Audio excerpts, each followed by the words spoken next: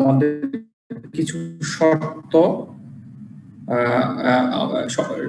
আমাদের এই শর্তগুলো কনসিডারেশনে নিতে হবে বা আমাকে সেই জিনিসগুলো একটু চিন্তা করতে হবে। এরপর দেখি অ্যানুয়াল ক্যাপাসিটি হচ্ছে আমার 10,000 ইউনিট, অ্যানুয়াল ফিক্সড কস্ট হচ্ছে 48,000, বাট বলবো Zetland Corporation is currently producing and selling 5,000 units। এই লাইনটা শেষ না করে আমি বলছিলাম না কথাটা শর্তগুলো। আমার যদি আইডল ক্যাপাসিটি থাকে, নাম্বার 1 হচ্ছে আমার ক্যাপাসিটি হচ্ছে 10,000 ইউনিট, আর এই মুহূর্তে আমি ইউটিলাইজ করি হচ্ছে 5,000 ইউনিট পর্যন্ত। আমার লোকাল মার্কেটে আমি 5,000 ইউনিট বিক্রি করতে পারি, আর বাকিটা আইডল থেকে যায়। এখন আমি যদি 1 ইউনিট বিক্রি করি, আমার কিন্তু 48,000 ফিক্সড কস্ট, আর 10,000 ইউনিট প্রডিউস করলে আমার ফিক্সড কস্ট হচ্ছে 48,000। আর ওয়ান টাইম অর্ডারের ক্ষেত্রে 1 নম্বর শর্ত হচ্ছে যে কি আমার আইডল ক্যাপাসিটি আছে কিনা। আমার ইউজুয়াল মার্কেট থেকে যাওয়ার পর যদি কোনো ক্যাপাসিটি আইডল থেকে যায়, সেক্ষেত্রে আমি কনসিডারেশনে নিব। এটা হচ্ছে নাম্বার 1। তো আমি প্রশ্ন করে দেখলাম যে আমাদের একটা শর্ত ফুলফিল হয়, এইটা শর্ত যদি হয়ে থাকে, দ্বিতীয় শর্তটা দেখবো। দ্বিতীয় শর্ত হচ্ছে কি, ওই ওয়ান টাইম অর্ডারের জন্য বায়ার যে প্রাইসটা আমাকে অফার করলো, সেই প্রাইসটা যদি আমার ভেরিয়েবল কস্টের উপরে হয়ে থাকে, বেসিক্যালি আমি অফারটা নিব। এটা প্রশ্ন দেখে আমি বলছি যে আমার ভেরিয়েবল কস্ট হচ্ছে 8 আর আমার সেলিং প্রাইস হচ্ছে 10। তাহলে এখানে ইনক্রিমেন্টাল একটা সিএম আমি পাবো, ইনক্রিমেন্টাল সিএম পাবো হচ্ছে 2 টাকা। যদি 3,000 ইউনিট আমি ফরেন বায়ারের কাছে বিক্রি করে থাকি, 3,000 ইন্টু 2, তাহলে $6,000 আমরা অতিরিক্ত আয় করব। সেটাকে আমরা দেখি। এই স্পেশাল অর্ডারের ক্ষেত্রে ইনকাম স্টেটমেন্টটা আমরা এভাবেই করব। রেভিনিউ ইউজুয়ালি হচ্ছে আমাদের এটা, আমরা ইউজুয়ালটা দেখতেছি, পরের ইনক্রিমেন্টাল অ্যাপ্রোচে ইয়েটা দেখব, স্পেশাল অর্ডারটা দেখব। এই 5,000 into 20, 1 lakh. Material, labour, overhead এগুলা যে আগে 8 পার ইউনিট বললো, সেটাকে আমাদেরকে একদম ভেঙে দিল।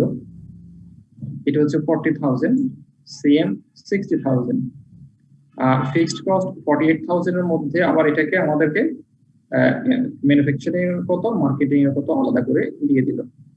এই মুহূর্তে আমার প্রফিট হয় হচ্ছে $12,000। এটা হচ্ছে আমার কারেন্ট সিনারিওতে। স্যার ফিক্সড কস্টটা কিসের উপর আমরা আলাদা করলাম স্যার? আলাদা করে দেয় নাই, প্রশ্নে আলাদা করে দেয় নাই, আলাদা করলেন কোনো কিছু না। প্রশ্নটা পূর্ণাঙ্গ না, প্রশ্নটা পূর্ণাঙ্গ না। এখানে যে 8 টাকা করে ভেরিয়েবল এটাও পূর্ণাঙ্গ না, এটা কিন্তু এই সবগুলো মধ্যে। আমি যদি ইন্টারনালে দেখি 8 ইনটু 5,000, তাহলে 40,000 হয়, তাই না? প্রশ্নটা পূর্ণাঙ্গ ছিল না, প্রশ্নটাকে আরেকটু বিশ্লেষণ করি এখানে, ঠিক আছে? এটা প্রশ্নেরই আমি ধরি।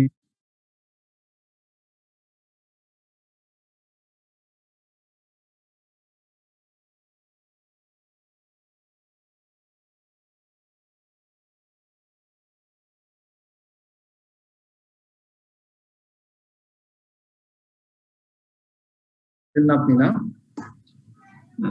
না স্যার, স্যার আছে, হোয়াটসঅ্যাপ আছে, হোয়াটসঅ্যাপে পাওয়ার কথা। থ্যাংক ইউ স্যার, আমি চেক করছি। গ্রুপে দেওয়া আছে। আচ্ছা, স্পেশাল অর্ডার নিয়ে কারো কোনো প্রশ্ন আছে কিনা?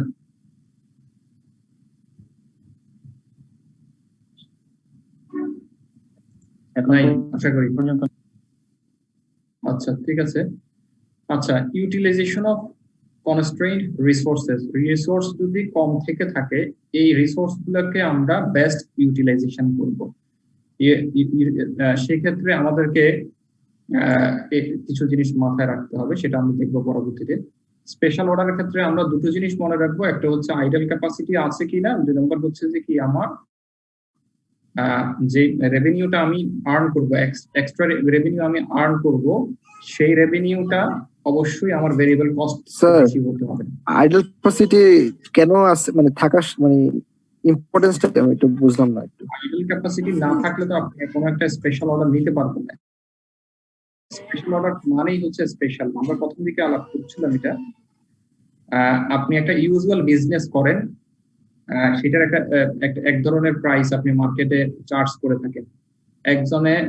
কোনো একজন বায়ার আপনাকে একটা স্পেশাল অফার করলো, সেক্ষেত্রে প্রথমে দেখতে হবে যে কি ওই অফারটা আপনার লোকাল মার্কেটকে আবার আপনার এক্সিস্টিং মার্কেটকে ক্ষতিগ্রস্ত করে কিনা। যখন দেখবেন যে আপনার মার্কেটকে ক্ষতিগ্রস্ত করতেছে না, আমি লোকাল বিজনেস করি, এই বায়ারটা হচ্ছে ফরেন বায়ার, সেক্ষেত্রে আমরা কনসিডারেশনে নিব। আর আপনার যদি এক্সিস্টিং যে ক্যাপাসিটি আছে সেটা যদি আপনি ইউটিলাইজ করতে পারেন, তাহলে আপনি ওই অফারটা নেবেন কেন? 255 না প্রশ্ন করছিলেন? ইয়েস স্যার, মানে যদি যদি আমার ওই সেম অ্যামাউন্ট যদি আমি নরমালি তৈরি করি, আর যদি আমার রেভিনিউ আরো বেশি আসে, অবশ্যই তাহলে আমি ওটা করব। টাকা করে মার্কেটে বিক্রি করতে পারবেন। আপনার ভেরিয়েবল কস্ট হচ্ছে 8 টাকা, তাহলে পার ইউনিটে সিএম হবে 12 টাকা। আর আপনি যদি স্পেশাল অর্ডারটা নেন, তাহলে সেক্ষেত্রে আপনার সিএম হবে 2 টাকা। আপনি কেন স্পেশাল অর্ডার নেবেন? প্রশ্নই তো আসে তখন না। আমি নিব। কিন্তু স্যার আমি তো ইউজুয়ালি আমার ওই 5000টা ইউজ করতেছি না, তো এটা তো এমনি আইডল পড়ে আছে। বললাম যে আইডল যদি পড়ে থাকে, আমরা এটাকে নিতে পারি, ঠিক আছে? আচ্ছা আচ্ছা, যদি আইডল না থাকে তখন আমি ওটা ছেড়ে ওটা ধরবো না আর কি। হ্যাঁ হ্যাঁ হ্যাঁ। আর কিন্তু স্যার যদি আমি আইডল না থাকে আর যদি আমার স্পেশাল অর্ডারে ভালো ইনকাম আসে মানে নরমাল থেকে, তাহলে কি আমি স্পেশালটা নিব? হ্যাঁ হ্যাঁ। আচ্ছা স্যার।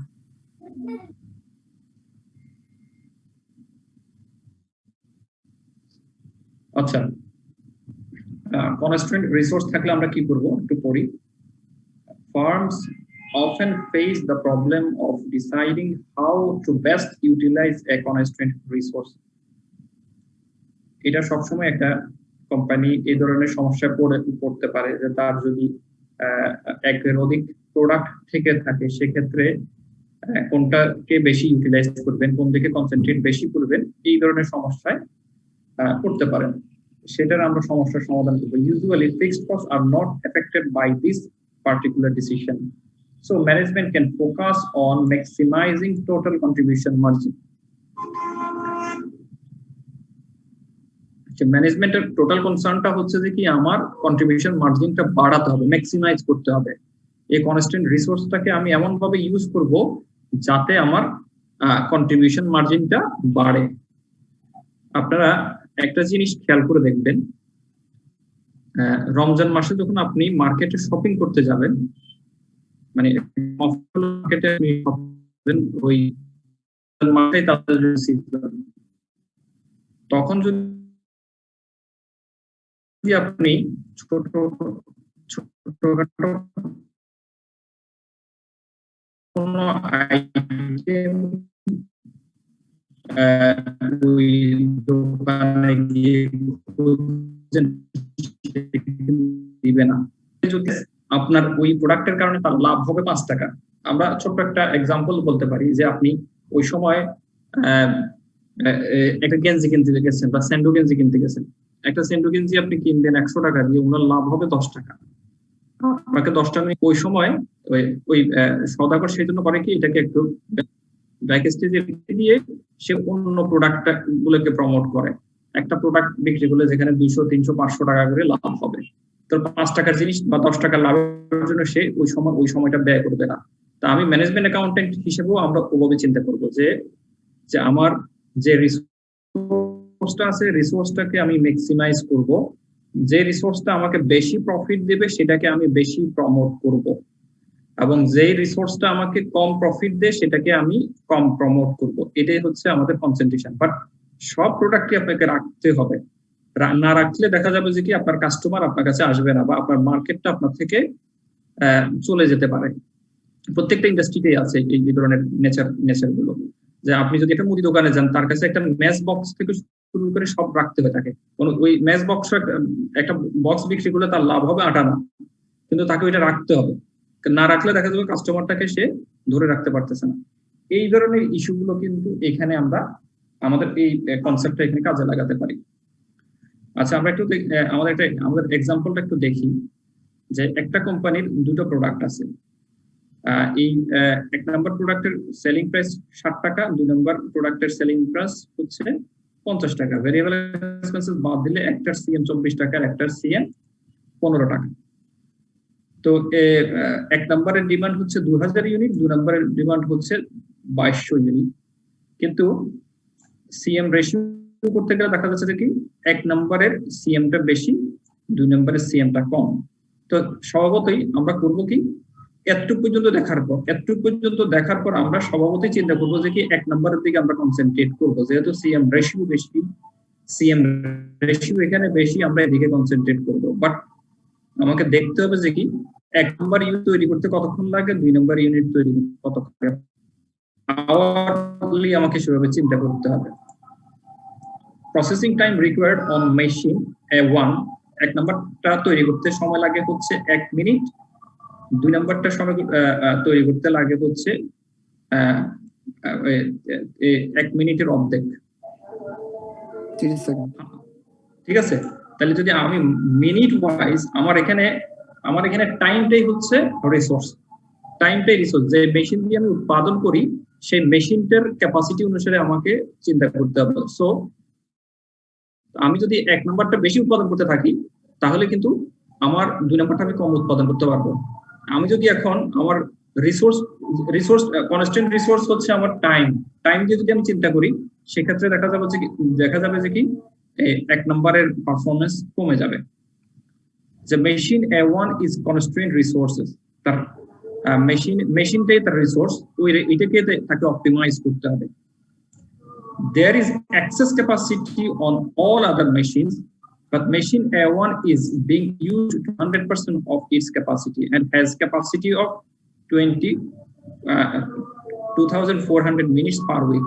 এক সপ্তাহে 2400 মিনিট আছে, এটাকে তাকে ইউটিলাইজ করতে হবে, এর বেশি পাওয়ার সুযোগ নাই। তাহলে আমাকে কনসেন্ট্রেট করতে হবে কোন দিকে, আমরা একটু অ্যানালাইসিস করে দেখি। কন্ট্রিবিউশন মার্জিন হচ্ছে 24 টাকা। এক নম্বর প্রোডাক্টটা যদি আমি 1 মিনিট চালু রাখি তাহলে 24 টাকাই আমার আয় হবে, কারণ 1 মিনিটে একটা প্রোডাক্ট তৈরি হলে তাহলে 24 টাকাই হচ্ছে আমার সিএম। আর 2 নম্বরটা হচ্ছে পার আওয়ারের সিএম হচ্ছে, একটা প্রোডাক্টের সিএম হচ্ছে 15 টাকা, আর 1 মিনিটে তৈরি করতে পারে হচ্ছে 2টা, তাহলে 15 ইন্টু 2 হলে হচ্ছে 30 টাকা। সো 2 নম্বরটা আওয়ারলি বেসিসে বা পার মিনিট বেসিসে কন্ট্রিবিউশন মার্জিন বেশি দেয়। তাহলে এক্ষেত্রে আমাদের কনসেন্ট্রেট করতে হবে কোন দিকে, আমার কনস্ট্যান্ট রিসোর্স দিয়ে যে বেশি সিএম আমাকে দিবে তার দিকে আমি কনসেন্ট্রেট করব। So product 2 should be emphasised, 2 এর প্রতি আমাদেরকে এমফাসাইজ দিতে হবে। Provides more valuable use of constrained resources machine A1, yielding a contribution margin 30 per minute as opposed to 24 for product 1. তাহলে রুলস হচ্ছে কি, যে রিসোর্সটা আমার কাছে কম আছে, যে রিসোর্স ওই রিসোর্সটাকে আমাকে অপটিমাইজ করতে হবে। ওইটা অপটিমাইজ করতে গিয়ে যে প্রোডাক্টটা আমাকে বেশি সিএম দিচ্ছেন, সেটা মিনিট হতে পারে, টাকায় হতে পারে, অথবা স্কোয়ার ফিটে হতে পারে, অনেক কিছু ইস্যুতে হতে পারে। আমি যদি এখন কাপড়ের দোকানের হিসেব কথা বলি, দোকানদার সবসময় চিন্তা করে যে যেই পণ্যটা কম স্পেস নিবে কিন্তু বেশি যাবে সেদিকে সে কনসেন্ট্রেট করবে, সে কিন্তু ওই জন্য তার অ্যালোকেশনটাও সেভাবে চিন্তা করে। প্রত্যেকটা জায়গায় কিন্তু সে ওই জিনিসগুলো এখানে ইনকর্পোরেট করে। এটাই হচ্ছে আমাদের utilisation of constraint resources. If there are other consideration, the best plan would be to produce to meet current demand for the product 2, and then আমি প্রোডাক্ট 2টাকে আগে ইউটিলাইজ করব 100%, এটার ডিমান্ড অনুসারে 100% প্রোডাকশন করব, then use remaining capacity to product 1। আর যদি আমরা করে থাকি দেন আমাদের প্রফিটটা বেশি হবে। এখন আমরা দেখি একটু, আমাদের 2 এর জন্য লাগে হচ্ছে 22 2200 ইউনিট ছিল, হাফ মিনিট করে দরকার হয়, তাহলে 1100 মিনিট এখানে ইউটিলাইজ হয়ে যায়, আর বাকি থাকে হচ্ছে 1300 মিনিট। এই 1300 মিনিট দিয়ে আমি প্রতি মিনিটে যদি একটা করে উৎপাদন হয় তাহলে 1300 ইউনিট উৎপাদন হবে। সো আমাদের প্রোডাক্ট মিক্সটা হচ্ছে প্রোডাক্ট 2 হবে 2200 ইউনিট, আর প্রোডাক্ট 1 হবে হচ্ছে 1300 ইউনিট। এভাবে আমরা আমাদের প্ল্যানটা করব। এভাবে যদি আমরা আমাদের প্ল্যানটা করি দেখেন, তাহলে প্রোডাক্ট 1 হচ্ছে 1300, প্রোডাক্ট 2 হচ্ছে 2200। 2200 প্রোডাক্ট, সিএম হচ্ছে পার ইউনিট 15 টাকা, 33000, আর এখানে হচ্ছে 31200, টোটাল সিএম হচ্ছে আমার 64200। এটা হচ্ছে আমার জন্য বেস্ট অপশন। এভাবে যদি আমরা করে থাকি দেন আমরা কোম্পানিকে বেশি প্রফিট নিয়ে দিতে পারবো, এবং আমাদের ওই যে কনস্ট্যান্ট রিসোর্স আছে সেটা দিয়ে আমার প্রফিটটাকে ম্যাক্সিমাইজ করতে পারবো। আচ্ছা, তাহলে এখানে সূত্রটা কি? স্যার লাস্ট স্লাইড থেকে আরেকবার বুঝাবেন? ওকে, এটা এই যে এটা আগেরটা, এটা হ্যাঁ এটা, হ্যাঁ এটা স্যার। এটার আগে আমি একটু যাই, আমরা আরেকটু পিছনে যাই। এখান থেকে তো স্টার্ট করতেছিলাম, তাই না? এখানে একটা জিনিস খেয়াল করেন, এখানে ডিমান্ড দেওয়া আছে, তাই না? একটাতে 2200, একটাতে 2000, তাই না? প্রশ্ন হতে পারে আমি যে 2200 উৎপাদন করব, 2000 উৎপাদন করব, তাই তো? জি স্যার। আমার ডিমান্ড যা আছে তাই উৎপাদন করে জি ফেলবো, স্যার। কিন্তু কনস্ট্রেইন্ট রিসোর্সের ক্ষেত্রে আমি পুরো ডিমান্ডটা ফুলফিল করতে পারি না। যদি না পারি সেক্ষেত্রে আমি এটাকে অপটিমাইজ করব। ঠিক আছে? এখানে 2200, এখানে যদি 2000 উৎপাদন করতে হয়, আমরা একটু চিন্তা করি, 2200 ইন্টু হাফ মিনিট লাগলে হচ্ছে 1100 মিনিট।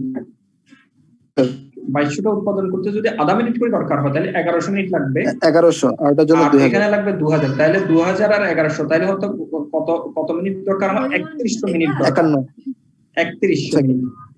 কিন্তু আমার কাছে যে মেশিনটা আছে সেই মেশিনটা 2400 মিনিটের উপরে উৎপাদন করতে পারে না, কতটুকু তার ক্যাপাসিটি, এর উপরে যাওয়ার সুযোগ নেই।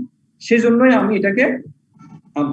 আমরা আগে বের করে নিলাম হচ্ছে যে কি মিনিট বেসিসে কার কন্ট্রিবিউশন বেশি হয়, 1 মিনিটে কে কন্ট্রিবিউশন বেশি দেয়। আমরা দেখলাম যে 2টা আমাকে বেশি কন্ট্রিবিউশন দেয়, সেই জন্য আমরা কি করলাম, প্রথমে 2টা উৎপাদন করব। 2টা উৎপাদন করলে আমার 1100 মিনিট খেয়ে ফেলো সে, তাই না? 1100 মিনিট খাওয়ার পর, 1100 মিনিট ইউটিলাইজড হয়ে যাওয়ার পর আমার থেকে যাবে হচ্ছে আর কত, 2400 থেকে 1100 চলে গেলে 1300 মিনিট। ওই 1300 মিনিট দিয়ে আমি আমার সেকেন্ড বেস্ট অল্টারনেটিভটা নিব। সেকেন্ড বেস্ট অল্টারনেটিভটা হচ্ছে প্রোডাক্ট 1। প্রোডাক্ট 1 এ একটা শর্ট ইউনিট আমি উৎপাদন করতে পারবো। ঠিক আছে? আমি ফাইন করলাম 1টা কত উৎপাদন করব, 2টা কত উৎপাদন করব। ক্লিয়ার? স্যার মানে যেটা আমার ভালো, মানে যেটা আমাকে বেশি দিচ্ছে সেটাকে আমি আগে পুরো করে নিব, পুরো ডিমান্ড ফুলফিল করে নিব, তারপর হচ্ছে আমি যতটুকু বাকিতে দিব, তারপরে যদি তারপরে থাকে 3, থাকলে 3, 4 থাকে 4, 5 থাকলে 5, এইভাবে করে আমি কনসেন্ট্রেট করব। আমরা এভাবে একটা র‍্যাঙ্ক করে নেব। যেহেতু এখানে 1 আর 2 র‍্যাঙ্ক করার দরকার নেই, আমি দেখতেছি, সো এখানে আমি র‍্যাঙ্ক করলাম না। এই জিনিসটাই আমি এখানে বলতে আসছি আপনাদেরকে। এখানে কনস্ট্যান্ট রিসোর্সের ক্ষেত্রে আপনাকে মনে রাখতে হবে এই লাইনগুলো। Produced only what can be sold. আপনি যা বিক্রি করতে পারবেন তাই আপনি উৎপাদন করতে পারবেন। আচ্ছা, তারপরে আমরা কি করব, finding ways to process more units through resource bottleneck. আমার যেহেতু বটলনেকটা হচ্ছে রিসোর্সের কমতি আছে, টাকা পয়সা হতে পারে, আওয়ার হতে পারে, মেশিন হতে পারে, স্পেস হতে পারে, বিভিন্ন ধরনের বটলনেক থাকতে পারে। এই বটলনেক থেকেই আমি চিন্তা করবো যে কোন রিসোর্সটাকে আমি বেশি ইউজ করব। এটার মাধ্যমে আমি একটা ওয়ে বের করে নিব, যে ওয়ের মাধ্যমে আমার প্রফিটটা কি হবে, ম্যাক্সিমাইজ হবে। আচ্ছা, এরপরে বটলনেক গুলোকে আমি দূর করার চেষ্টা করব, সেটা ভিন্ন ইস্যু, এটা আমাদের এই মুহূর্তে আমাদের দরকার নেই। এটা মূলত কিটা, এই লাইনটা হচ্ছে মূলত কি, যে আমরা কনস্ট্যান্ট রিসোর্স দিয়ে কোনটাতে বেশি সিএম আসে। কনস্ট্যান্ট রিসোর্স, যে রিসোর্সটা আমার কাছে ঘাটতি আছে, ওই ঘাটতি রিসোর্সটাকে নিয়ে আমি কনসিডারেশন নিয়ে দেখবো যে কোন প্রোডাক্টটা বেশি সিএম আমাকে দিচ্ছে, সেই সিএম সেটাগুলোকে র‍্যাঙ্ক করে আমি তারপরে ওইটা প্রোডাকশন করা শুরু করবো। প্রোডাকশন করে দেন আমি আমার প্রফিটটাকে ম্যাক্সিমাইজ করতে পারি। ঠিক আছে, কারো কোনো প্রশ্ন আছে এই ইস্যুতে বলেন?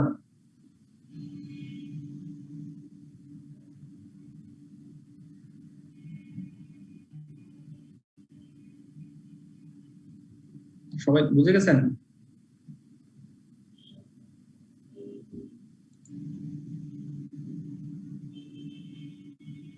বুঝতে পারেন না মনে হয়, আপনারা রেসপন্স করেন না। স্যার বুঝছি স্যার, এজন্য কোনো কোশ্চেন নেই। জি স্যার, বুঝেছি। ক্লিয়ার? তাহলে আমরা একটু সামনের দিকে এগোই। আমাদের এই ধরনের টপিকস নিয়ে আমরা 2-3টা জিনিস দেখব আজকে। প্রথমে আমরা একটা অঙ্ক দেখবো, দুটো অঙ্ক চেষ্টা করবো, দুটো অঙ্ক পারবো আশা করি, 2 বা 3টা অঙ্ক চেষ্টা করবো, কালকেও করবো, কারণ ডিসিশন মেকিং এর জিনিসগুলো আগামী ক্লাসে আমরা হয়তো শেষ করার চেষ্টা করবো আর কি। F company makes 40,000 units per year of a part it uses in the products it manufactures. The unit products of this part is computed as follows. একটা company, F company, A company, B company, C company, যে কোনো একটা company, সে 40,000 unit উৎপাদন করে।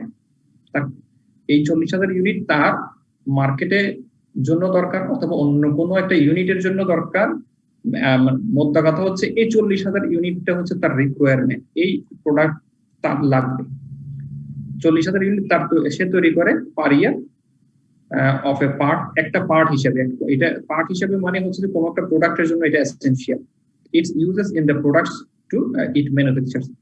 সে যে পণ্যটা তৈরি করে তার একটা পার্টের একটা কস্ট স্ট্রাকচার নিচে দেওয়া আছে, আর এটার মূল রিকোয়ারমেন্ট হচ্ছে 40,000 ইউনিটস। ঠিক আছে, the unit product cost of this part is computed as follows. এই যে পার্টটা সে তৈরি করে, তা এটা করতে গেলে তার ম্যাটেরিয়াল লাগে হচ্ছে 23 টাকা 40 পয়সা, লেবার লাগে 22 টাকা 30 পয়সা, ভেরিয়েবল ম্যানুফ্যাকচারিং ওভারহেড হচ্ছে 1 টাকা 40 পয়সা, ফিক্সড ম্যানুফ্যাকচারিং ওভারহেড হচ্ছে 24 টাকা 60 পয়সা, টোটাল হচ্ছে 71 টাকা 70 পয়সা। ঠিক আছে, এটা হচ্ছে তার কস্ট স্ট্রাকচার এই প্রোডাক্টটার বা এই পার্টটুকুর যে ইউনিটটা সে তৈরি করে তার কস্ট স্ট্রাকচার হচ্ছে এটা। আমাদের এই আমরা নিজে উৎপাদন করব নাকি বাইরের আউটসাইডার একজন সাপ্লায়ার থেকে কিনবো? আমাদের গত ক্লাসে এই জিনিসটা আমরা পড়ে আসছিলাম। An outside supplier has offered to sell to the company all of these parts it needs for 50.2 per unit. আমি যে প্রোডাক্টটা তৈরি করি 71 টাকা 70 পয়সায়, এই প্রোডাক্টটা একজন আউটসাইড সাপ্লায়ার বললো যে আমি আপনাকে 59 টাকা 20 পয়সায় দিব। If the company accept this offer, এই অফারটা যদি কোম্পানি অ্যাকসেপ্ট করে নেয়, the facilities now being used to make the part will be used to make more units of a product that is high in demand. That is in high demand. Company যদি এই ইউনিটটা বাইরে থেকে কিনে নেয়, তাহলে এই প্রোডাক্টটা তৈরি করতে যে রিসোর্স গুলো কোম্পানি ইউজ করতো বা সেই জিনিসগুলো অন্য কোনো হাই এন্ডেড প্রোডাক্টের জন্য সে কনসেন্ট্রেট করতে পারবে। The additional contribution margin on this other product would be 3,52,000 per year. এখন আমি যদি পার্ট এটা তৈরি না করে বাইরে থেকে কিনে নিলে আমি আমার ওই রিসোর্সটা, আমার স্পেসটা অন্য কাজে ইউজ করতে পারবো।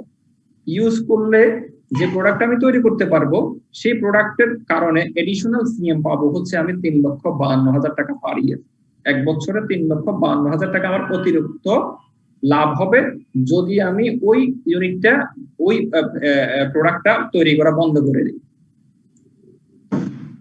If the part were purchased from the outside supplier, all of the direct cost of the part would be avoided. যদি আমি বাইরে থেকে এটা কিনে নিই, তাহলে আমার ডাইরেক্ট কস্ট সবগুলো আমি অ্যাভয়েড করতে পারবো। ডাইরেক্ট কস্ট কোনটা? Direct material, direct labour, variable manufacturing overhead, এই তিনটা কস্ট আমি অ্যাভয়েড করতে পারবো।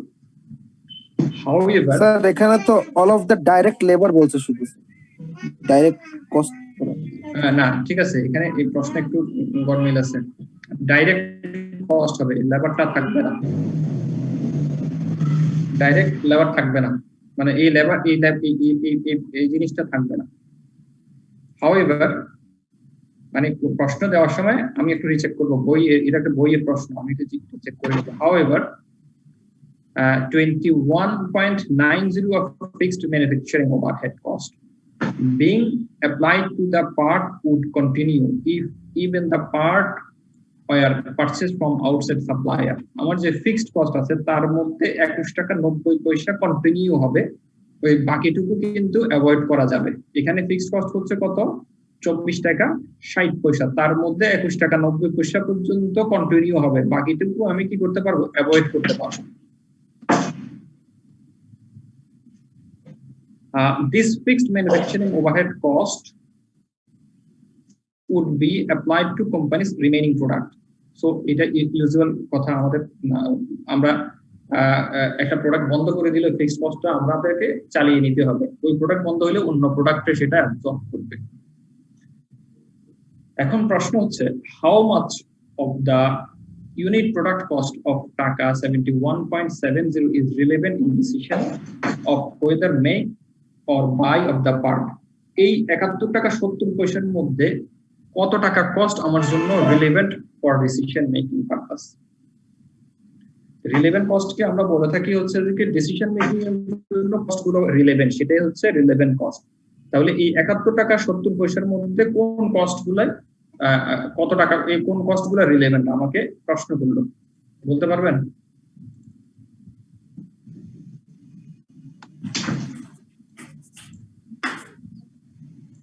স্যার একটু খুলবেন এটা স্যার। এখানে হচ্ছে স্যার প্রথম তিনটা আর ওই ফিক্সড ম্যানুফ্যাকচারিং এর মধ্যে স্যার হচ্ছে 21 টাকা। 21 টাকা কি যোগ হবে না বিয়োগ হবে? 21 টাকা তো কন্টিনিউ হবে, মানে আর কন্টিনিউ সরি মানে বাকিটুকু হচ্ছে কন্টিনিউ হবে না, যেটা যতটুকু কন্টিনিউ হবে না সেটা হচ্ছে রিলেভেন্ট, মানে 21.9 হচ্ছে বিয়োগ হবে আর কি, বিয়োগ হবে। আমাদের ডিসিশন রুলস হচ্ছে যে কি, ডিসিশন মেকিং এর জন্য future cost that don't differ between alternative সেটাকে আমরা কনসিডারেশনে নেই না। 21 টাকা 90 পয়সা হচ্ছে কন্টিনিউ করবে, আমি যদি মেক করে কন্টিনিউ করবে বাই করলেও কন্টিনিউ করবে, সো 21 টাকা 90 পয়সা আমার ডিসিশন মেকিং এর জন্য রিলেভেন্ট না। রিলেভেন্ট হচ্ছে কোনটা, আমি যদি ডিসিশনটা নেই কোনটা বন্ধ হয়ে যাবে, অথবা কোনটা কমে যাবে, অথবা কোনটা বেড়ে যাবে, এগুলো হচ্ছে আমার ডিসিশন মেকিং এর জন্য কনসিডারেশনে নিতে হবে। আচ্ছা এক সেকেন্ড, আমার একটু সময় দেন, ওই এটা একটু আমি চেক করি।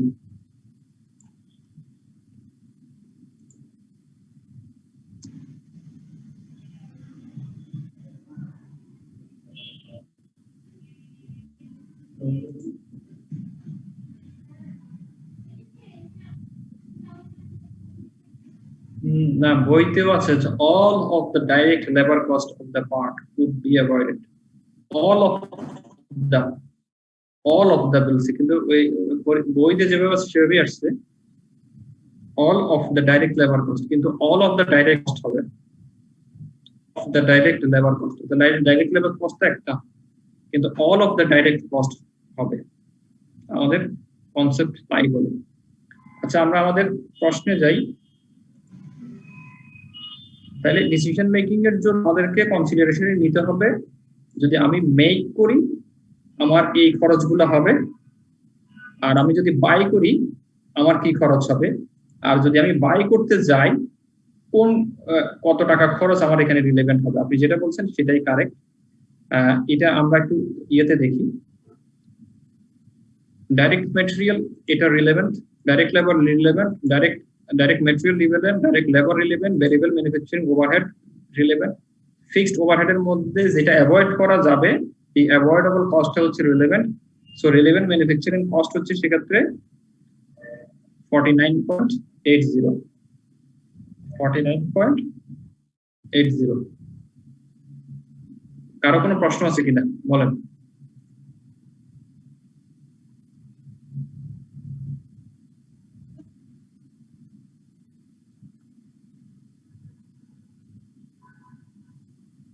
স্যার যে অংশটা ফিক্সড ওভারহেডের যে অংশটা আমাদেরকে কন্টিনিউ মানে অ্যাভয়েড করবো আর কি, সেই জায়গাটা হবে রিলেভেন্ট। জি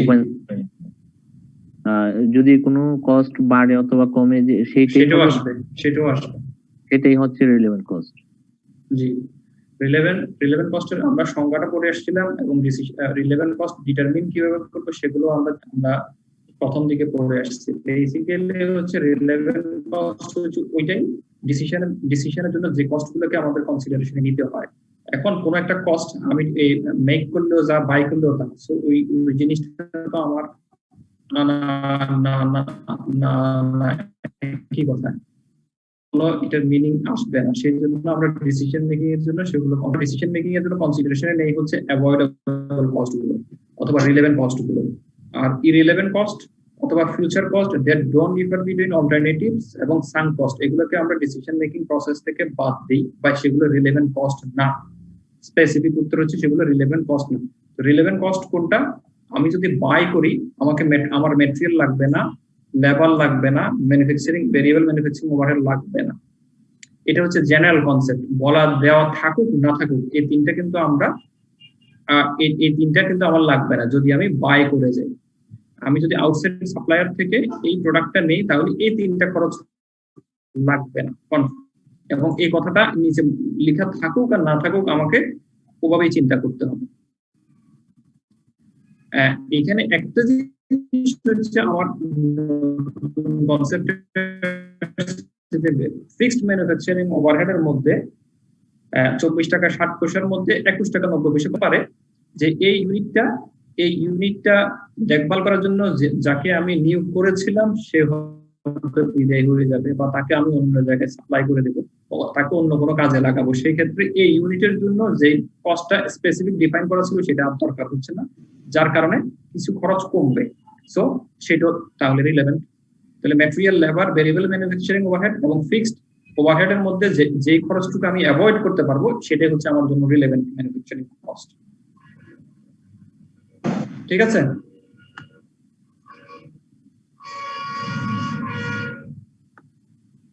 আমরা কি সেকেন্ড রিকোয়ারমেন্টে যেতে পারি? জি sir. What is the net total টাকা অ্যাডভান্টেজেস, কত টাকা আমি অ্যাডভান্টেজ পাবো অথবা ডিসঅ্যাডভান্টেজেস হবে of purchasing the part rather than making it. আমি যদি আউটসাইড সাপ্লায়ার থেকে ক্রয় করে থাকি তাহলে আমার কি অ্যাডভান্টেজ হবে না ডিসঅ্যাডভান্টেজ হবে, এটা বের করতে পারবো। আমরা এটা সহজে বের করতে পারি। আমাদের সলিউশনে একরকম করে আসছে, এটা আপনাদের বুঝতে একটু কষ্ট হবে, আমরা আলাদাভাবে একটু করে দিই। এই জিনিসটা তো আপনাদের কাছে পরিচিত, তাই না? আমার নাম্বার অফ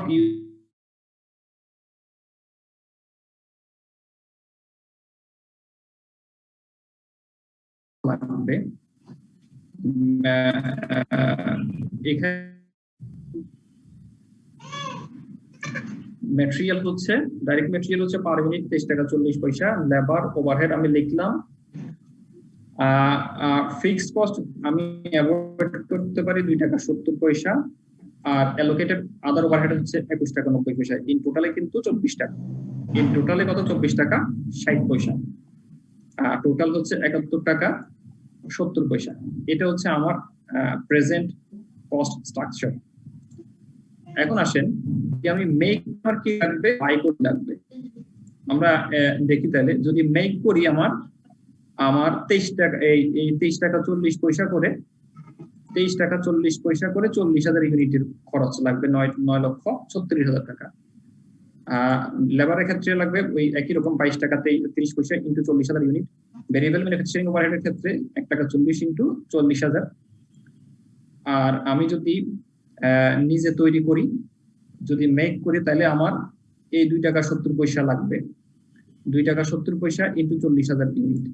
আর 21 টাকা 90 পয়সা, 21 টাকা 90 পয়সা আমি মেকের ক্ষেত্রেও আনি নেই, বাই এর ক্ষেত্রেও আনি নেই। কারণ আমাদের ডিসিশন রুলস হচ্ছে যে কি, future cost that don't differ between alternatives এই কস্টটাকে আমরা ডিসিশন মেকিং এ আনি না, আনলে যা হবে না আনলেও সেম রেজাল্ট হবে, সেই জন্য আমরা ডিসিশন মেকিং প্রসেস থেকে এটাকে বাদ দিয়ে দিই। সেই জন্য আমরা এই আইটেমটা মেকও আনিনি বাইও আনিনি, শুধু মেকের ক্ষেত্রে আনলাম হচ্ছে যেটুকু এসেনশিয়াল, যেটুকু এসেনশিয়াল ততটুকু আমরা আনলাম। এখন দেখেন যদি আমি মেক করি আমার 19,000 টাকা খরচ হয়, আর যদি আমি বাই করি আমার এডিশনাল সিএম আসে হচ্ছে 3,52,000 টাকা।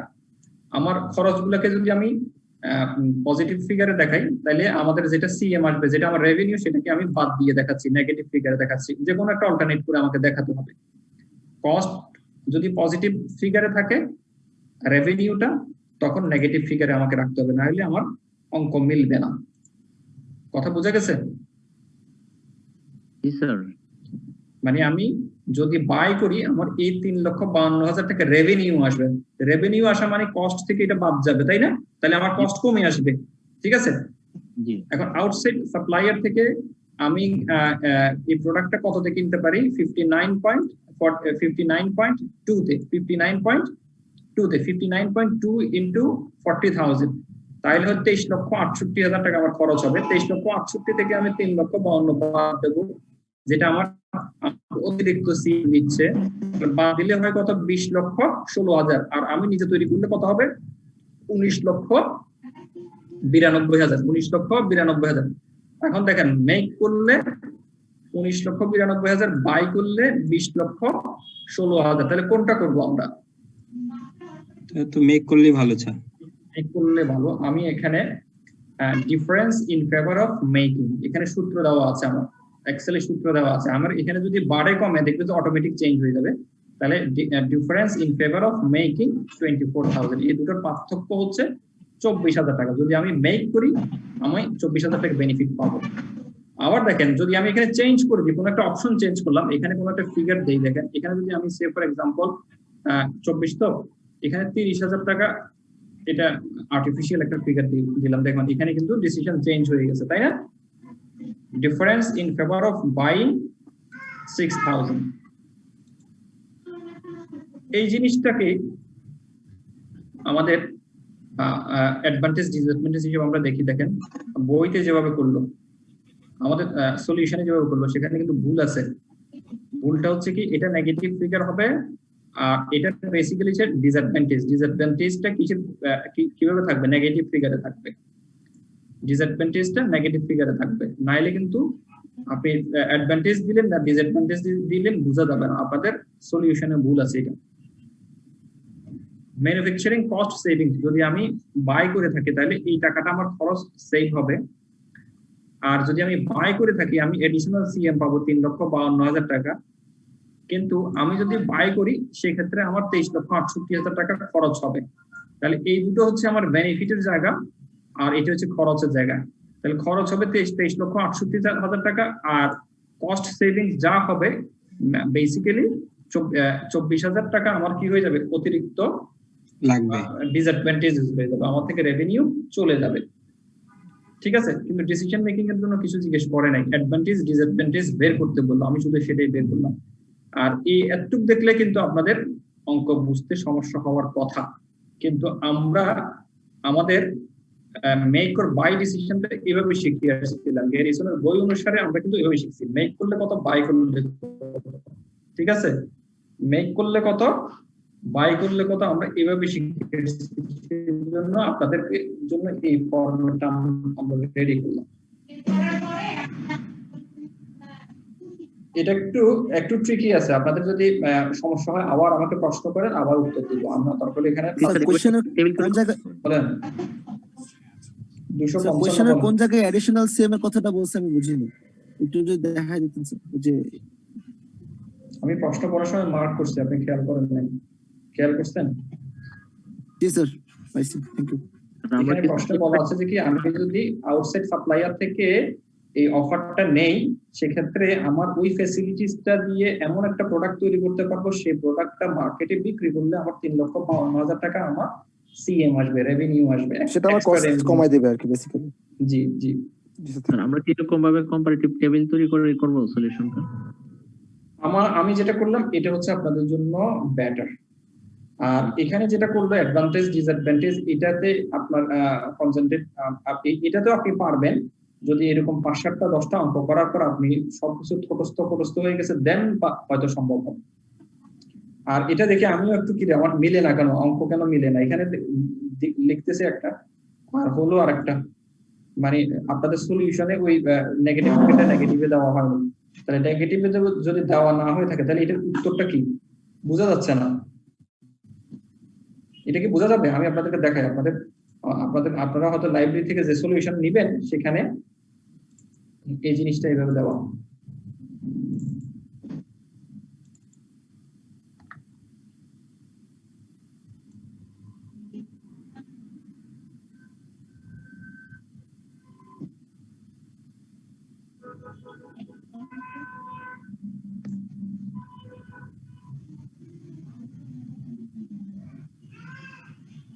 এই যে নেট অ্যাডভান্টেজ ডিসঅ্যাডভান্টেজটা উইদিন ব্র্যাকেটে এখানে এইভাবে দেওয়া আছে। আমি প্রথমে কি এইভাবে কেন বুঝতেছি না সমস্যাটা কোথায়। পরে যখন আমি মেক বাই দিয়ে আমার এক্সেল শিটে করতে গেলাম তখন দেখলাম যে না, এদের এখানে ভুল আছে না এখানে দেখেন তো, এটা বোঝা যাচ্ছে সবগুলো পজিটিভ ফিগার। তাহলে আমি 3টা যোগ করে কি এখানে বসাই দিব?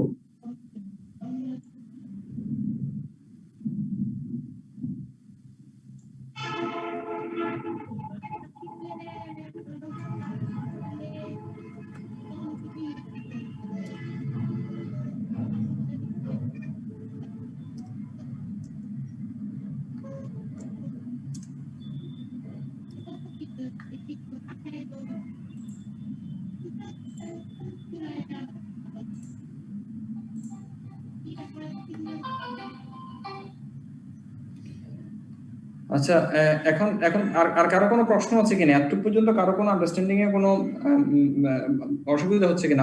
আবার জিজ্ঞেস করেন, আবার বলবো, আমরা আবার প্রশ্ন করবো, আবার কথা বলবো।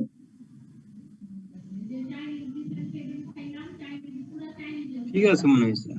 ঠিক আছে, ঠিক আছে, এরকম 5 জনে বলেন, আমার কাছে মনে হচ্ছে ঠিক নাই। ঠিক আছে স্যার। ঠিক আছে, 2 জন। আফরোজা ম্যাডাম ঠিক আছে।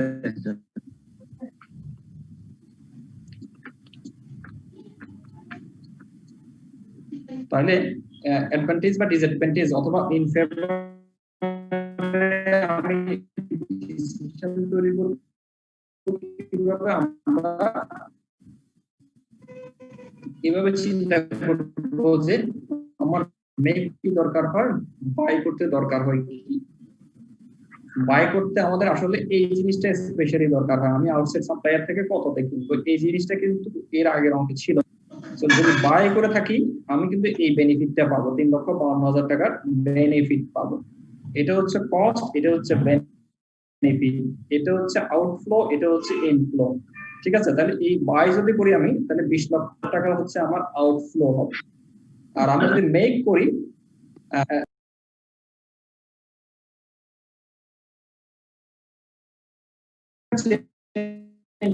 কিন্তু রেজাল্ট 24,000 আসতো।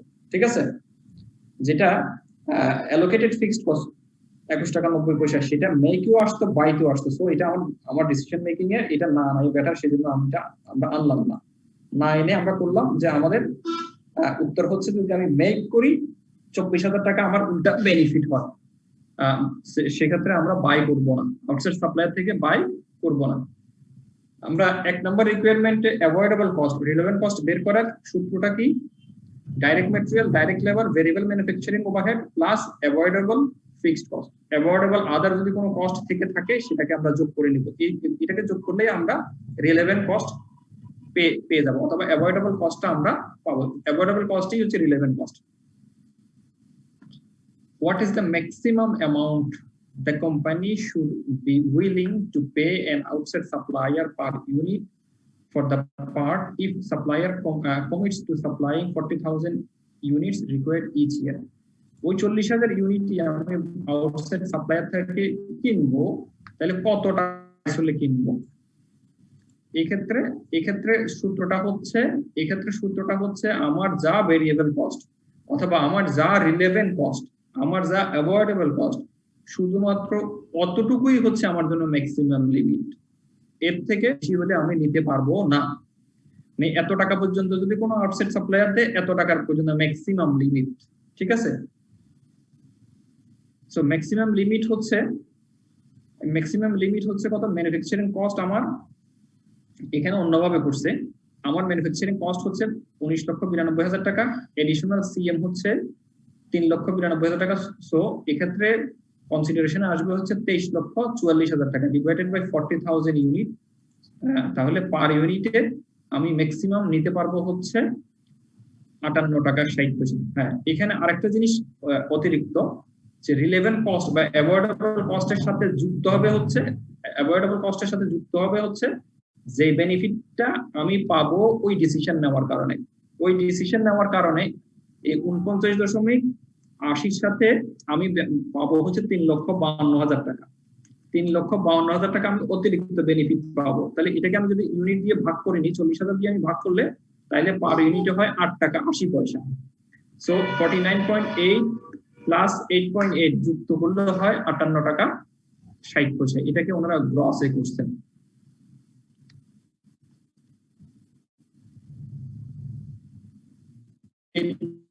আমার প্রাইসটা এটা হচ্ছে ম্যাক্সিমাম লিমিট, এত টাকা পর্যন্ত হলে আমি আউটসাইড সাপ্লায়ার থেকে নিতে পারবো। এর থেকে যদি 1 পয়সা বেশি হয় আমি নিতে পারবো না, এর থেকে কম হলে আমার প্রফিট হবে।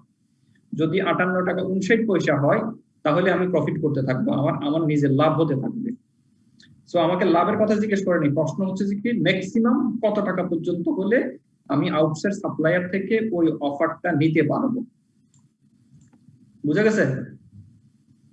স্যার আরেকবার বললে ভালো হতো, একটু ফলো করতে পারিনি। প্রশ্নটা হচ্ছে যে আপনাকে যে আউটসাইড সাপ্লায়ার 59 টাকা 20 পয়সায় একটা অফার করলো, তাই না?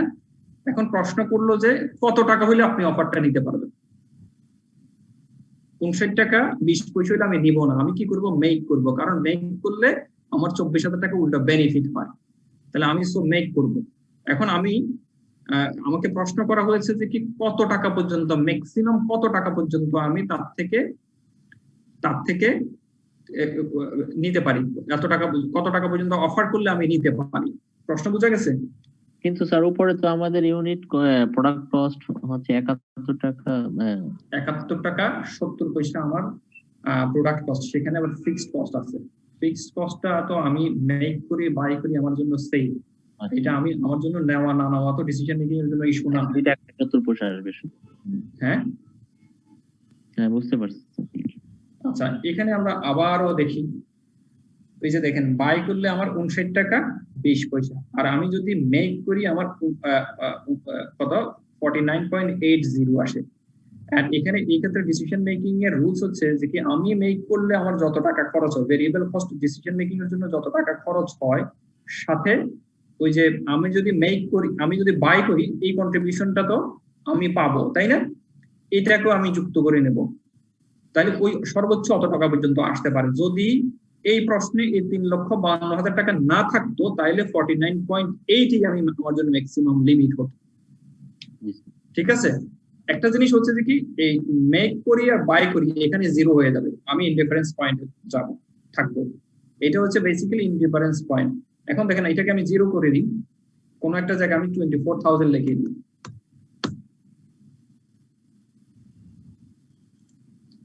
সরি, এখানে তো বেশি আছে, আমি বারবার এখানে এই যে দেখেন এখন সে বলতেছে বাই করবেন। আপনি যখন ইনডিফারেন্স পয়েন্টে চলে যাবেন তখন আপনি বাইতে চলে যাবেন। ঠিক আছে, এই জন্যই ম্যাক্সিমাম কত পর্যন্ত হলে আমি নিতে পারি। তাহলে ম্যাক্সিমাম হচ্ছে আমার কত 20,16,000 টাকা পর্যন্ত হলে আমি নিতে পারি এখানে। কিন্তু আমার এখানের অঙ্ক হচ্ছে একটু ডিফারেন্ট। আমরা এটা বুঝার সাথে করলাম যে 49 টাকা 80 পয়সা হচ্ছে আমার রিলেভেন্ট কস্ট, প্লাস আমি কিছু বেনিফিট পাবো যদি আমি নিজে মেক না করে বাই করে থাকি। বাই করলে আমি বেনিফিটটা পাই। বেনিফিটটা হচ্ছে কত 8.8। সো তখন হবে হচ্ছে আমার কত, এটা কি অ্যাডিশনাল সিএম ডিভাইড বাই 4000 করে 8.8। হ্যাঁ 40,000। হ্যাঁ এটাই তো আমি বললাম, প্রথমত বলছি এটা, এই যে 40,000 3,52,000 3,52,000 ডিভাইডেড বাই 40,000, তাহলে 8.8 হয়। 8.8 প্লাস 49.8, এই দুটোর যোগফল হচ্ছে হবে 58.60। আমি সর্বোচ্চ এত টাকা পর্যন্ত আউটসাইড সাপ্লায়ার থেকে নিতে পারি, তার থেকে উপরে নেওয়ার সুযোগ নাই স্যার। জি স্যার, বুঝতে পেরেছি। স্যার বুঝা গেছে। দুইজনে বুঝলেন? 5 জন বলেন। বুঝে গেছে স্যার। জি স্যার বুঝেছি। আচ্ছা, তাহলে আমরা দুটো অঙ্ক, একটা অঙ্ক বুঝলাম। আচ্ছা, এরপরে আসেন আমরা আরেকটা অঙ্ক দেখতে যাই, আরেকটা ম্যাথ আমরা দেখি। Imperial Jewelers is considering a special order, এটা হচ্ছে স্পেশাল অর্ডার। আগেরটা ছিল মেক অর বাই, এটা হচ্ছে স্পেশাল অর্ডার, ঠিক আছে? ইয়ার কোশ্চেন না স্যার, এটা CMA June 2019। Imperial Jewelers is considering a special order for 20 hand bracelets, হাতে বানানো ব্রেসলেটস এর ব্যাপারে একটা স্পেশাল অর্ডার নিয়ে কনসিডার করতেছে, to be given as gift to members of wedding party. একটা ওয়েডিং পার্টিতে ভদ্রলোক 20টা ব্রেসলেট কিনবেন।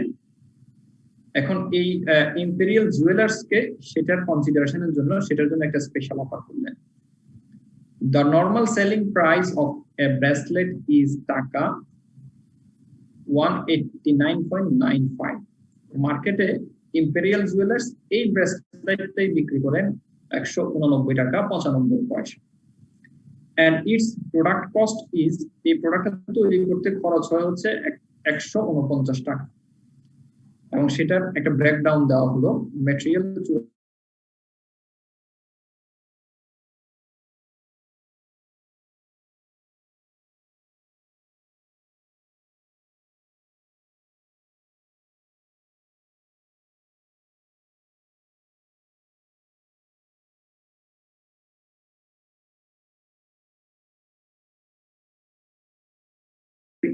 is produced in any given period।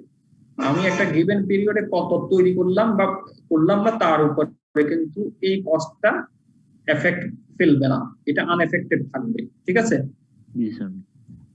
মানে আমার ওই ফিক্সড কস্ট নিয়ে কোনো কিছু চিন্তা করার, ম্যাক্সিমামটা হচ্ছে এই 20 টাকার ভিতরে ম্যাক্সিমামটা হচ্ছে ফিক্সড, এবং ওই ফিক্সডটার কোনো ভেরিয়েশন নাই। আমি এটা মেক করি, বাই করি, স্পেশাল অর্ডার নিই না নিই, ওইটা ডিসিশন মেকিং এর কোনো কাজে আসবে না। যেটার কোনো ভেরিয়েশন নাই সেটা ডিসিশন মেকিং এর কোনো সুযোগ নাই।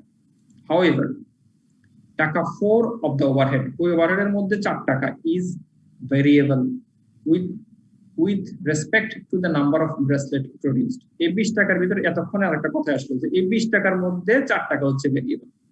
প্রথমে বলছে যে কি ম্যাক্সিমাম হচ্ছে ফিক্সড, তাহলে মোস্ট ম্যাক্সিমাম যদি ফিক্সড হয় তাহলে কিছু অংশ তো ভেরিয়েবল থাকবে, ভেরিয়েবলটা কত বলে দিল। তাহলে এখানে 16 টাকা হচ্ছে ফিক্সড আর 4 টাকা হচ্ছে ভেরিয়েবল, ঠিক আছে? আমরা প্রশ্ন করতেছি, কোনো উত্তরে যাচ্ছি না।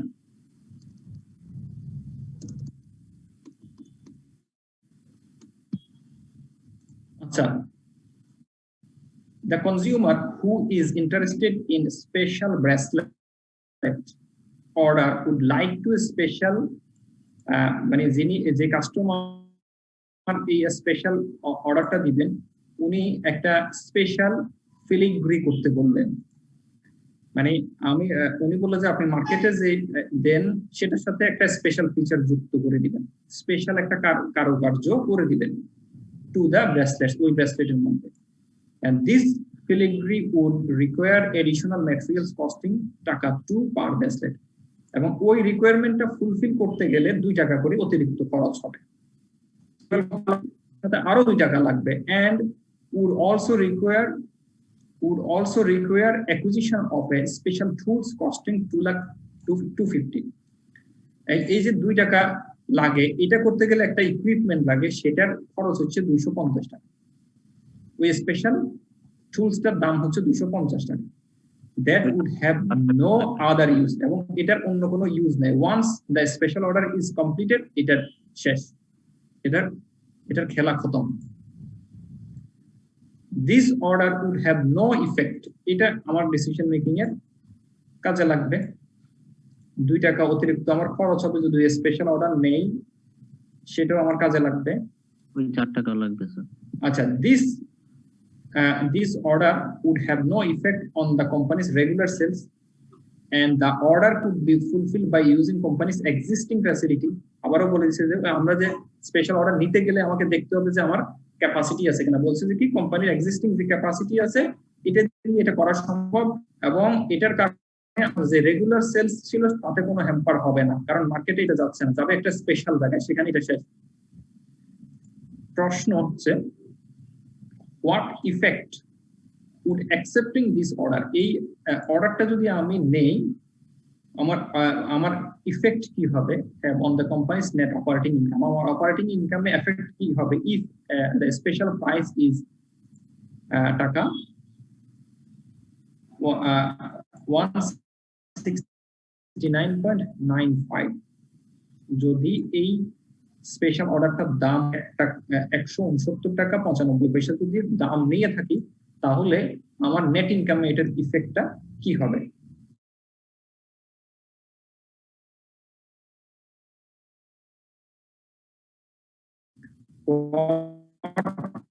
Should be the special order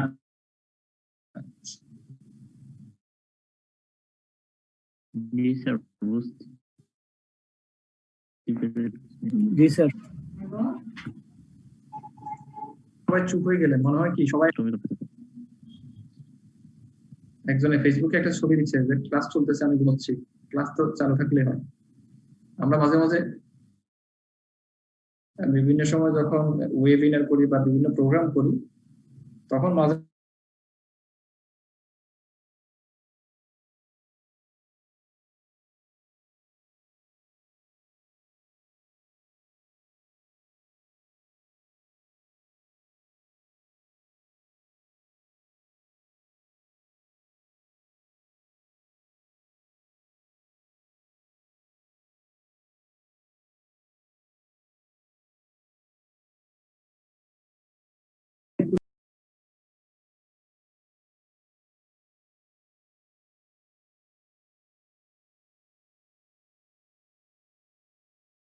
দাম দাম দাম করে এই কালার পেন দিয়ে এটা দাগ দিয়ে রাখতাম, দাগ দিয়ে তারপর ওখান থেকে রেজাল্ট বের করে নিয়ে চলতে আসতাম।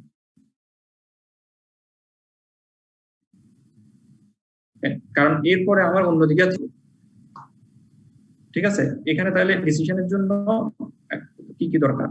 প্রশ্ন হচ্ছে যে কি কত অপারেটিং ইনকাম বাড়বে যদি আমি, অপারেটিং ইনকামে ইফেক্ট কি হবে যদি আমি এটাকে নিয়ে থাকি। আমি 20টা ব্রেসলেটের অফার নিলাম, 20টা ব্রেসলেটের অফার নিলে তো এই 20টা ব্রেসলেটের দাম কত হবে? 20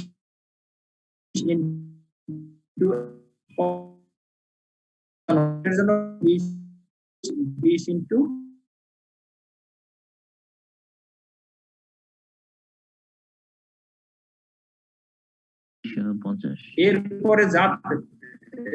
এরপরে আমি বের করবো 169 থেকে সব খরচগুলো বাদ দিলে সিএম বের হবে। সিএম থেকে আমি 250 টাকা বাদ দিব, এটা যদি ওয়ান টাইম ফিক্সড এক্সপেন্সেস, ঠিক আছে। অথবা এটাকেও আমি এভারেজ করে নিতে পারি, 250 ভাগ 20 এভারেজে যত টাকা হয় সেটাও আমি খরচে নিয়ে আসলাম।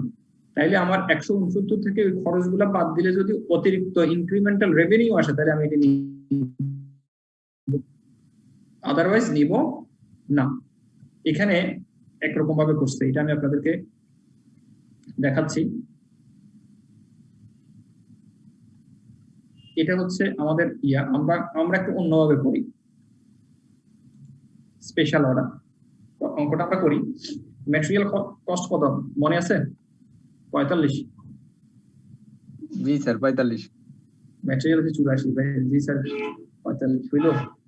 লেবার হচ্ছে 45, ঠিক আছে। ভেরিয়েবল ম্যানুফ্যাকচারিং ওভারহেড হচ্ছে 4 টাকা। তাহলে আমার ওই ব্রেসলেটটা তৈরি করতে 133 টাকা লাগে হচ্ছে ভেরিয়েবল খরচ, তাই না? জি স্যার। জি স্যার। আচ্ছা, তারপর units covered by order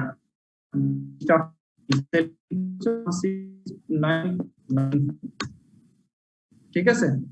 G sir. আচ্ছা, এখানে আরো কিছু রয়ে গেছে, সেটা আমরা এখনো দিব।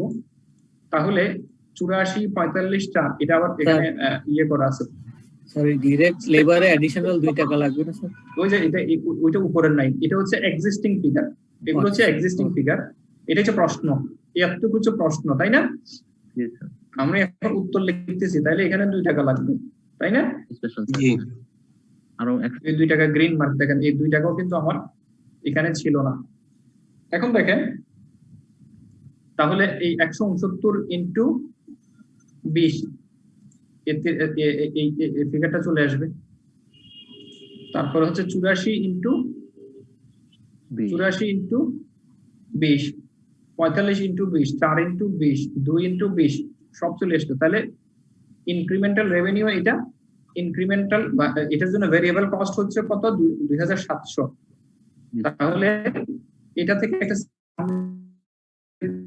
শর্টকাট করে বললাম যে ইনক্রিমেন্টাল কস্ট কত। এটার জন্য আবার একটা ইনক্রিমেন্টাল কস্ট আছে, একটা ফিক্সড কস্ট আছে, ইনক্রিমেন্টাল এক্সট্রা ফিক্সড, আমি এটাকে আমরা এক্সট্রা ফিক্সড কস্ট বলি, ঠিক আছে?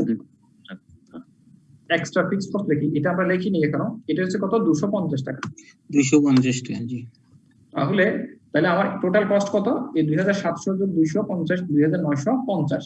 তাহলে ইনক্রিমেন্টাল রেভিনিউ থেকে ইনক্রিমেন্টাল কস্টটা আমি যদি বাদ দেই, তাহলে ইনক্রিমেন্টাল ইনকাম আসবে আমার 449। সূত্র দেওয়া আছে, যদি পজিটিভ হয় অ্যাকসেপ্ট করবে, যদি নেগেটিভ হতো সে ডিনাই করতো, রিজেক্ট করতো। এটা দেখেন, আপনাদেরকে দেখাচ্ছি এখানে। যদি এখন আমি কত দিলে নেগেটিভ হবে? 1000 করে দিই। 1000 করে দিলে নেগেটিভ ফিগার হয়ে যাচ্ছে, তাই না? সেক্ষেত্রে রিজেক্ট দেওয়াটা সূত্র দেওয়া আছে, সে অটোমেটিক বের করবে। আমরা তো খাতায় করব, সূত্র নাই স্যার। আমার সাথে করলে একটা সুবিধা হচ্ছে, আপনাদেরকে কিছু এক্সেল শিখে দিতে পারি। স্যার বলেন। স্যার আমার হচ্ছে কন্ডিশনাল ফরম্যাট দিয়ে রাখছেন না স্যার? জি জি স্যার, আমাদেরকে এখানে আমাদের নরমাল অ্যাক্টিভিটি থেকে এক্সট্রা কাজ করতেছি, মানে নাকি নরমাল অ্যাক্টিভিটি বাদ দিয়ে করতেছি?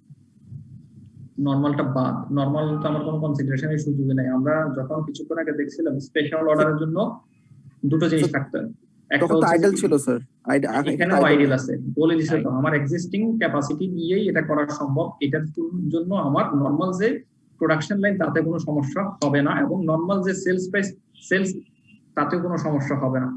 তো সেক্ষেত্রে তখন আমি নিব হচ্ছে আমার ইনক্রিমেন্টাল রেভিনিউ কত আসে ওই স্পেশাল অর্ডারটার জন্য, আর এটার জন্য কস্ট কত লাগবে, এটার জন্য স্পেসিফিক কস্ট কত লাগবে সেটা আমরা নিয়ে আসলাম। ফিক্সড কস্ট এখানে কনসিডারেশনে আমরা আনি নাই। কেন আনি নাই? এই যে 16 টাকা আমরা আনি নাই। 16 টাকা আনি নাই কেন বলছি? যে কি আমি কত প্রোডাকশন করলাম আর না করলাম, এটার ক্ষেত্রে এই 16 টাকার বা এই টাকাটার কোনো চেঞ্জ আর নাই। এই ফিক্সড কস্টের কোনো পরিবর্তন হবে না, আমি প্রোডাকশন বাড়াইলাম বা কমালাম। সো এই ফিক্সড কস্টটা আমরা কনসিডারেশনে নেই। সো আমার ইনক্রিমেন্টাল রেভিনিউ গুলো নিলাম, আবার এটার জন্য ইনক্রিমেন্টাল কস্ট নিলাম। ইনক্রিমেন্টাল কস্ট মানে কি? ডাইরেক্ট কস্ট আমার লাগবেই, প্লাস কিছু স্পেশাল কস্ট যদি দরকার হয় সেটা, সেই সবগুলো কনসিডারেশনে নেওয়ার পরও দেখতেছি যে আমার এই অফারটা নিলে আমার নেট ইনকাম বাড়বে হচ্ছে 449 টাকা। স্যার এই 250 এটা কি আরো extra fixed cost? Extra fixed cost এই যে বলে দিছে এখানে। স্যার এখানে আইডল ক্যাপাসিটি কথা কোথায় বলছে? এখানে একটু পয়েন্টার করতে পারছি। Existing capacity without affecting any other order, মানে আইডিয়াল ক্যাপাসিটি উল্লেখ নাই, কিন্তু মানে বলছে এটার ভিতরে করা বলে দিছে। হ্যাঁ, কোম্পানিজ এক্সিস্টিং ক্যাপাসিটি দিয়ে এটা করা সম্ভব উইদাউট এফেক্টিং। আইডিয়াল ক্যাপাসিটি বলা নাই, কিন্তু বলে দিছে যে আমি এই অর্ডারটা নিলে আমার এক্সিস্টিং যে অর্ডার আছে বা এক্সিস্টিং যা করবে তার থেকে সেখানে কোনো এফেক্ট করবে না, এবং এক্সিস্টিং প্রাইসেও কোথাও কোনো এফেক্ট করবে না। সো স্পেশাল অর্ডারটা আমি নিব কি নিব না আমার কনসিডারেশনে নিব। প্রশ্ন হচ্ছে যে কি আমার নেট ইনকামে কত ইফেক্ট করবে আর আমি এটা নিব কিনা। উত্তর তো হচ্ছে আমরা নিব। স্যার বলেন। স্যার এরকম কোন ম্যাথ আছে যেখানে এফেক্ট পড়বে? মানে এটা একটা এক্সাম্পল দেখা দিলে ভালো। স্পেশাল অর্ডারে এফেক্ট পড়বে নরমাল, তখন আমরা স্পেশাল এফেক্ট করলে তো আমি এটা নিবই না। এই তো তখন আমাদের ওটা তো আমাদের ব্যাপার স্যার, আমরা ক্যালকুলেশন করে ওইখানে ফাইল করব। তখন ক্যালকুলেশনের দরকার নেই। না না আসবে যদি আমি ওই স্পেশাল অর্ডারটা নিলে আমার এক্সিস্টিং ক্লায়েন্ট তো বেশি প্রাইস পেয়ে থাকি, সেক্ষেত্রে নিব। তবে আপনাদেরকে বলি স্পেশাল অর্ডারটা সবসময় লোয়েস্ট হয়, ওই জন্য এটা স্পেশাল, ওই জন্যই সেটা স্পেশাল। জি স্যার। আপনারা দেখেন তো মাঝে মাঝে আমরা ওই যে একটা কিনলে একটা ফ্রি দেয় না, জি sir. Buy one get one free, buy one get two free. আমি যে গেঞ্জিটা গায়ে দিয়ে বসে আছি এটাও কিন্তু buy one get one free মাল, তাহলে কোম্পানি লাভ করে কেমনে? বাই হোলসেল বা রিটেল সেলস এরকম দিতেই না না, একটা নির্দিষ্ট পরিমাণ সেলের পরে যে একটা নির্দিষ্ট পরিমাণ সেলস করার পর সে কিন্তু প্রফিটে চলে যায়, তার ব্রেক ইভেন পয়েন্ট কভার হয়ে যায়। তার ব্রেক ইভেন পয়েন্ট কভার হয়ে গেলে তাহলে তার দরকার হচ্ছে শুধুমাত্র ভেরিয়েবল কস্টটুকু, তার দরকার শুধুমাত্র ভেরিয়েবল কস্টটুকু। আমরা কিছুক্ষণ আগে দেখলাম না, সে ফর এক্সাম্পল আমরা এখানেও যদি আমরা দেখি তার ভেরিয়েবল কস্ট হচ্ছে এটা বা এটা 133 টাকা, নরমাল সেলিং প্রাইস হচ্ছে এখানে কত 189 টাকা 95 পয়সা। এই প্রাইসে মনে করেন গেঞ্জিটা বিক্রি করে। এটা করতে করতে সে একটা স্টেজে গিয়ে ব্রেক ইভেনে চলে আসছে। ব্রেক ইভেনে আসার পর সে একটা ধুমাই অফার দেয় যে buy one get one free. তখন দেখা যাচ্ছে যে কি buy one get one free দেওয়ার পর লাভ থাকে। সে ফর এক্সাম্পল এখানে রেগুলার মার্কেট প্রাইস হচ্ছে 300 টাকা, রেগুলার মার্কেট প্রাইস হচ্ছে 300 টাকা, কিন্তু এই ভেরিয়েবল কস্ট হচ্ছে 133 টাকা। এখন যদি আমি buy one get one free দিই তাহলেও কিন্তু 17 টাকা করে লাভ থাকবে একটা ইউনিটে। বুঝতে পারলাম?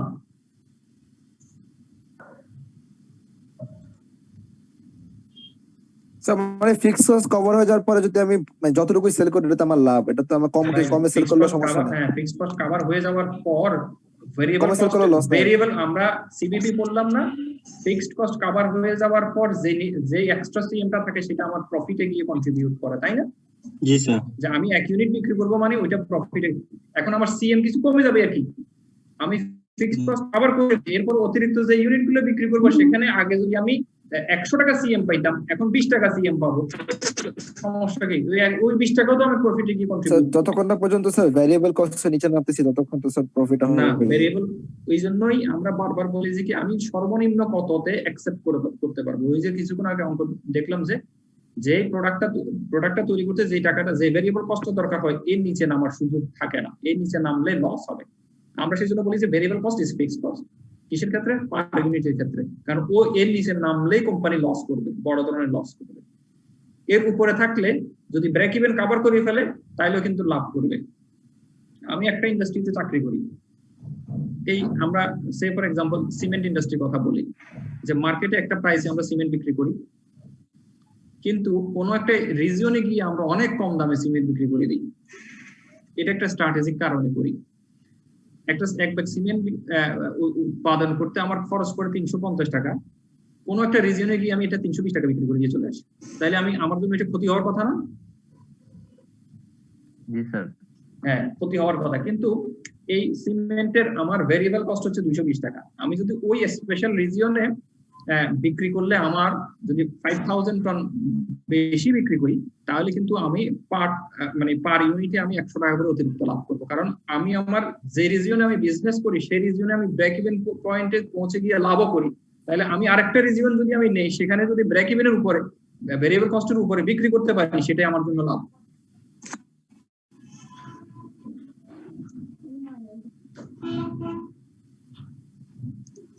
জি।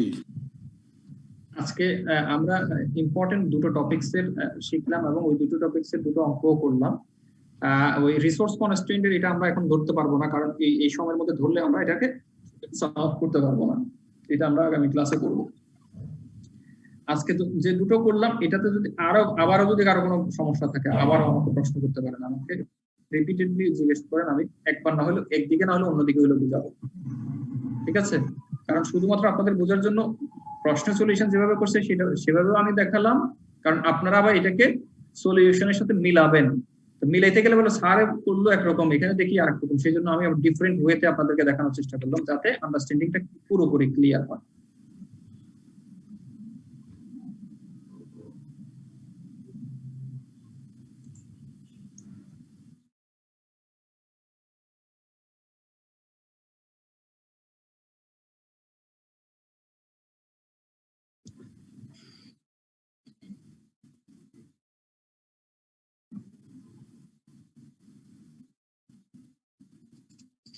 সিমিলার একটা অঙ্ক গ্যারিসন থেকে যদি বলে দেন তাহলে আমরা পুরো জিনিসটা গ্যারিসন এবং হর্নগেন থেকে আসে। কিছুক্ষণ আগে একটা অঙ্ক দেখলাম না, এটা কিন্তু হর্নগেন থেকে আসছিল।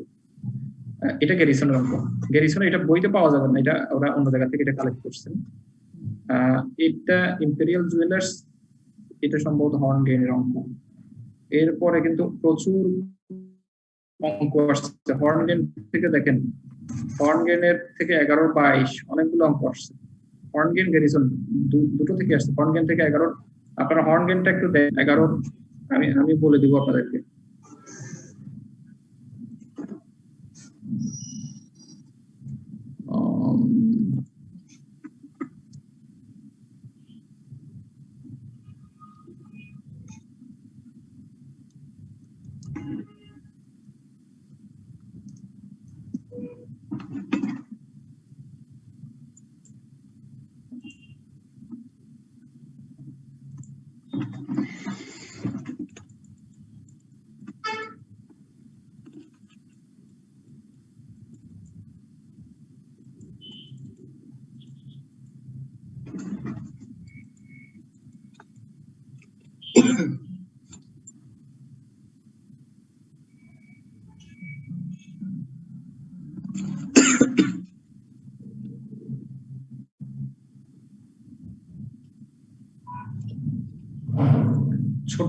ছোট একটা অঙ্ক 12 এর 3, ছোট অঙ্ক দেখতে পারেন,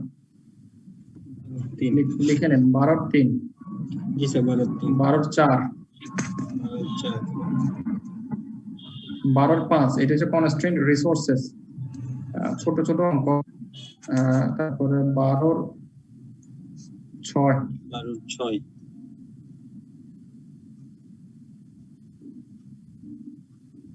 8, 12 এর 8, জি স্যার 12 এর 9, 12 9,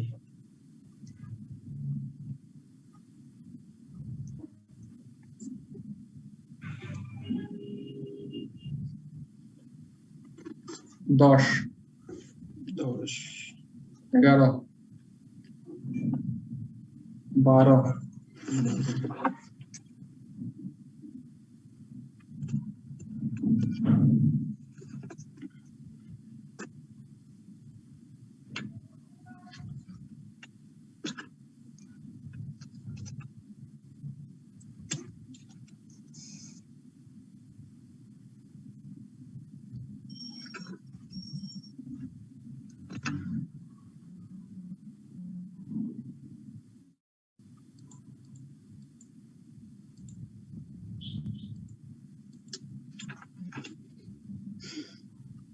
12 এর 22, 12 22, 23, 23,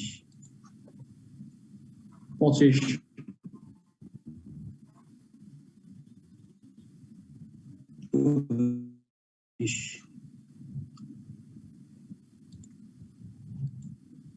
28, 28।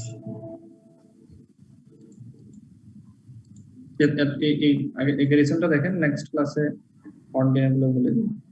এখানে অনেকগুলো অঙ্ক হয়ে গেছে, 10-12টা হয়ে গেছে মনে হয় না? প্রথম দিকের এক্সারসাইজ গুলো ছোট ছোট, করলেই পারবেন। না, ডিসিশন মেকিং এর অনেকগুলো প্র্যাকটিস করতে হবে, কারণ ডিসিশন মেকিং এর ক্ষেত্রে সবগুলো বইতে অঙ্ক আছে তো, এটা থেকে ইয়ে হয় আর কি, টিচারের লিবার্টিটা থাকে, সেই জন্য একটু প্র্যাকটিসটা বেশি করা দরকার। তো ঠিক আছে, তাহলে আজকের মতো আমরা ক্লোজ করি। আর কি কারো কোনো সমস্যা থাকলে বলতে পারেন, এখনো সময় আছে। এখানে 12, 7 থেকে 13, তারপর 22, 23, 25, 28, আমি কি কোনো কিছু মিস করেছি এর মধ্যে স্যার? আমি 13টা টোটাল 12টা। 3 থেকে 3 12 4 5 12 6 3 7 8 7 নেই 8 9 10 11 12 3 থেকে একটু বলবেন সরি আমি 3 থেকে 6 3 থেকে 6 থ্যাংক ইউ 4 5 6 থ্যাংক ইউ ঠিক আছে, তাহলে নেক্সট ক্লাসেও আমরা ডিসিশন মেকিং করব, আর একটু আলাপ করলাম যাতে স্যার ক্লাস স্যার কি বার হয় আপনার? ও ভাই আমি স্যার রুটিনটা পাই নাই। ইন্নালিল্লাহ, এতদিন পরে আপনার একটা ক্লাস মানে মনে হয় মাঝে আমি একটা ক্লাস করে গেছি স্যার। আমরা ক্লাস করি হচ্ছে শনি সোম বুধ, শনিবার এবং সোমবারে হচ্ছে 6:45 থেকে, বুধবারে হচ্ছে 5টা থেকে। আর আমাদের তো ক্লাসও শেষ, আপনি যদি মিস করেন তাহলে কেমন হবে?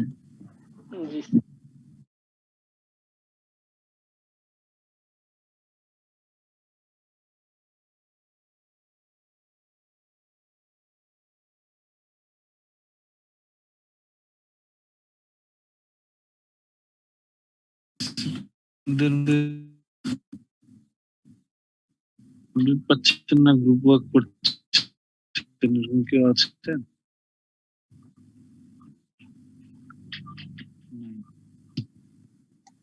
শাওন ভাই কি অবস্থা? এই তো ভাই ভালো, আপনার কি অবস্থা?